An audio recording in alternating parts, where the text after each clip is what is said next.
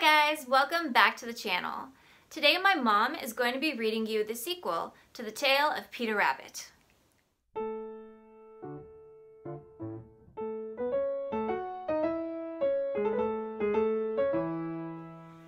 Today we're reading the tale of Benjamin Bunny.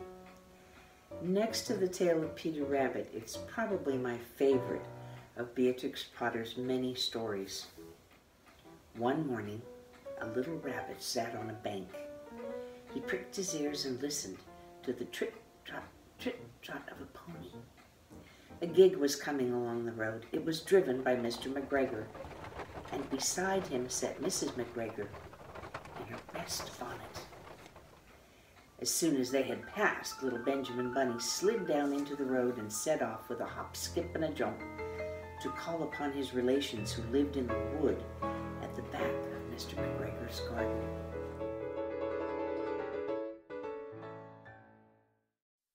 That wood was full of rabbit holes, and in the neatest, sandiest hole of all lived Benjamin's aunt and his cousins, Flopsy, Mopsy, Cottontail, and Peter. Old Mrs. Rabbit was a widow. She earned her living by knitting rabbit wool mittens and muffetees. I once bought a pair at a bazaar.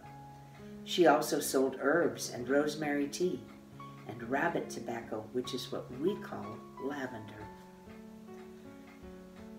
Little Benjamin did not very much want to see his aunt. He came round the back of the fir tree and nearly tumbled upon the top of his cousin Peter. Peter was sitting by himself. He looked poorly and was dressed in a red cotton pocket handkerchief. "Peter," said little Benjamin in a whisper, "who has got your clothes?" Peter replied, "The scarecrow in Mr. McGregor's garden," and described how he had been chased about the garden and had dropped his shoes and coat. Little Benjamin sat down beside his cousin and assured him that Mr. McGregor had gone out in a gig, and Mrs. McGregor also, and certainly for the day, because she was wearing her best bonnet. Peter said he hoped that it would rain.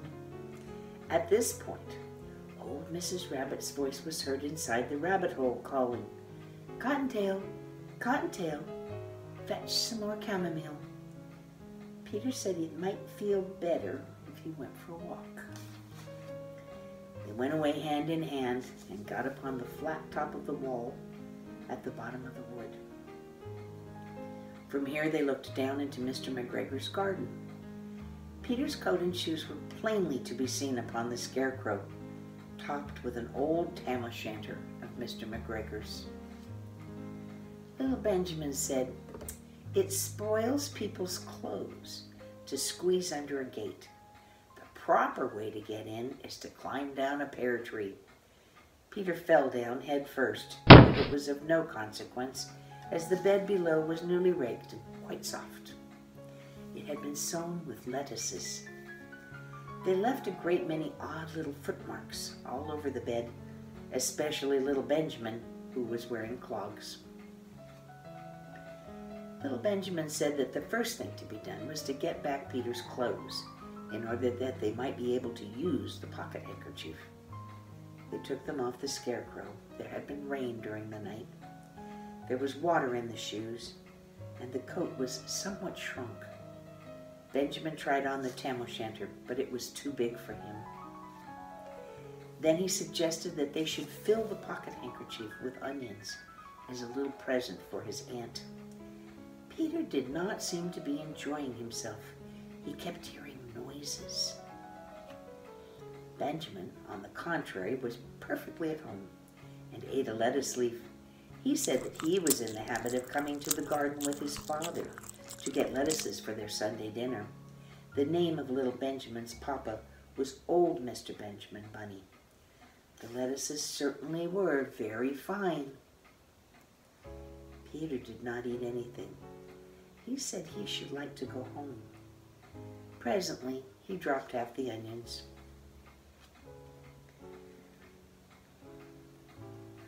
Little Benjamin said it was not possible to get back up the pear tree with a load of vegetables, He led the way boldly toward the other end of the garden. They went along a little walk on planks under a sunny red brick wall. The mice sat on their doorsteps cracking cherry stones. They winked at Peter Rabbit and little Benjamin Bunny. Presently, Peter let the pocket handkerchief go again. They got amongst flower pots and frames and tubs. Peter heard noises worse than ever. His eyes were as big as lollipops. He was a step or two in front of his cousin when he suddenly stopped. This is what those little rabbits saw. Little Benjamin took one look, and then in half a minute, less than no time, he hid himself and Peter and the onions underneath a large basket. The cat got up and stretched herself and came and sniffed at the basket. Perhaps she liked the smell of onions. Anyway, she sat down upon the top of the basket. She sat there for 5 hours. I cannot draw you a picture of Peter and Benjamin underneath the basket because it was quite dark, and because the smell of onions was fearful. It made Peter Rabbit and little Benjamin cry. The sun got round behind the wood, and it was quite late in the afternoon, but still the cat sat upon the basket. At length there was a pitter-patter, pitter-patter, and some bits of mortar fell from the wall above. The cat looked up and saw old Mr. Benjamin Bunny prancing along the top of the wall of the upper terrace. He was smoking a pipe of rabbit tobacco, and he had a little switch in his hand. He was looking for his son. Old Mr. Bunny had no opinion whatever of cats. He took a tremendous jump off the top of the wall onto the top of the cat and cuffed it off the basket and kicked it into the greenhouse, scratching off a handful of fur. The cat was too much surprised to scratch back. Old Mr. Bunny had driven the cat into the greenhouse. He locked the door. Then he came back to the basket and took out his son Benjamin by the ears and whipped him with the little switch. Then he took out his nephew, Peter. Then he took out the handkerchief of onions and marched out of the garden.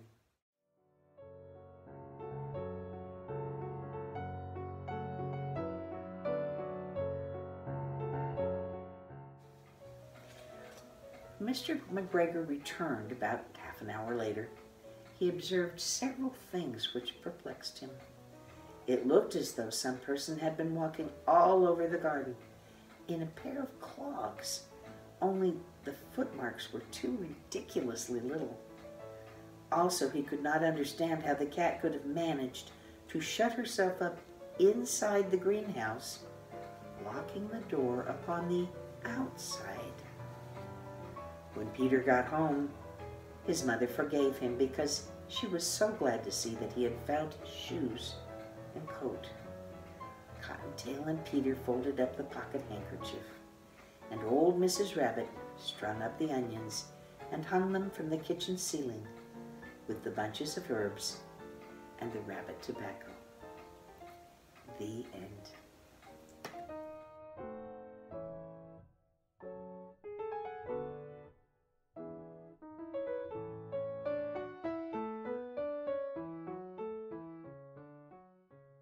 I hope that you enjoyed hearing the tale of Benjamin Bunny. The characters Peter Rabbit and Benjamin Bunny appear in 2 more of Beatrix Potter's stories, The Flopsy Bunnies and The Tale of Mr. Todd. In both stories, Peter and Benjamin are grown up, they are married, and they have baby bunnies of their own. Both of those stories are available to read for free online, so I'll leave a link in the description box below so that you can check them out if you're interested in reading them. That's all I have for today, but I will see you on Friday when I'll be reading a biography of Beatrix Potter. Bye for now!